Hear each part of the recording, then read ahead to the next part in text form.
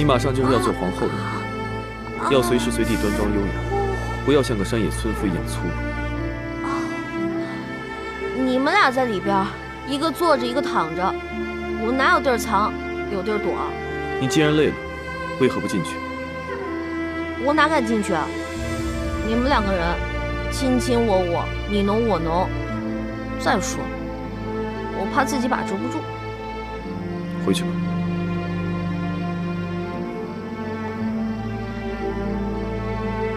走啊！啊！麻了，麻了，麻了！麻了，麻了！对，哎，麻了！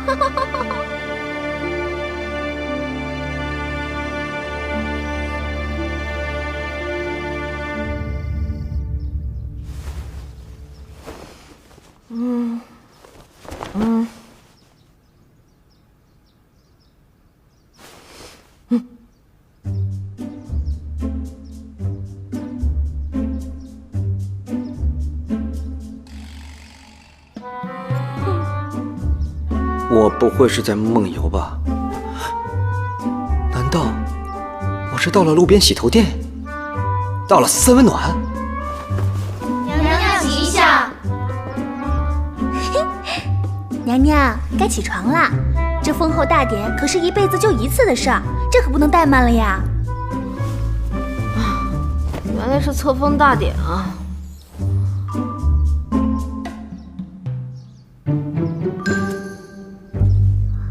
娘娘，您的眼光什么时候变得这么挑剔了？以前奴婢挑的东西，没有一样不是您可心的。难怪以前张鹏鹏不受宠啊，就是因为你这个设计师啊，品味太 low。绿梨，不是我眼光高，是因为你啊，是彻彻底底的女人审美，你根本就不知道男人喜欢什么。你看啊。这只就比你刚刚挑的那只好看，简单而不失大方，优雅而不失身份，重要的是，还带着一点点的骚气。骚气？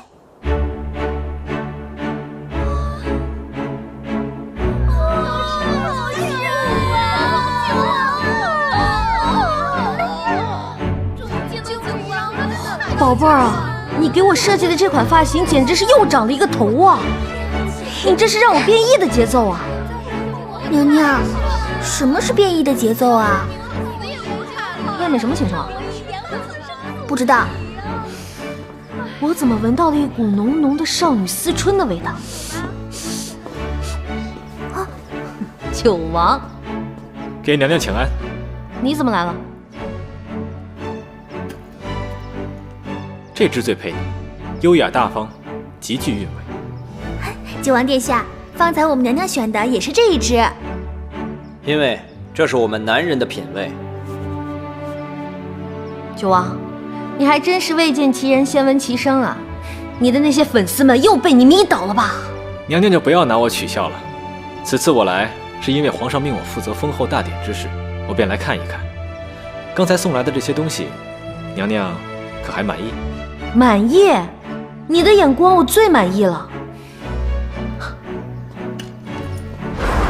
这些山寨货简直是太 low 了。人家从来没有见过这么精美的饰品哦。不过你一个大男人怎么管起了这些杂七杂八的事情啊？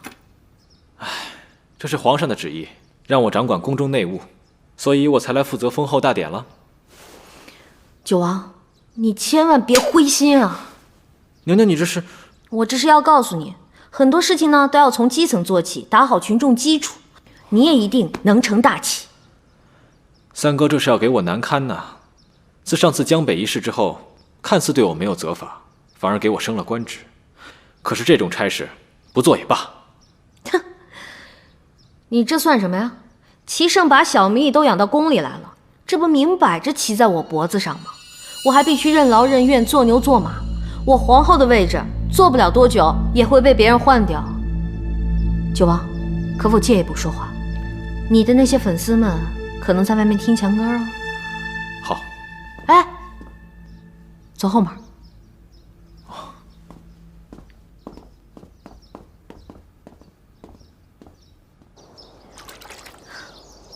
如果这个是齐胜，这个是你，这个就是我。我们在江北大营的时候，你我都知道，齐胜早就有杀了你我二人的意图。不光是你，就连我对他也是恨之入骨。所以这个三角形显然是不成立的。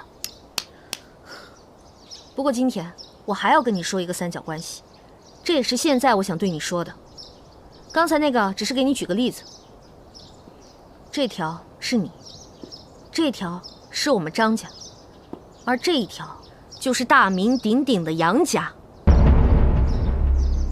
你和杨家已经组成了两角，无非就是差我这一角，便可组成黄金三角。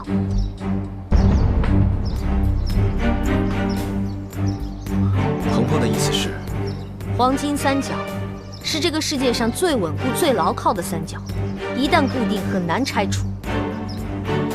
所以九王，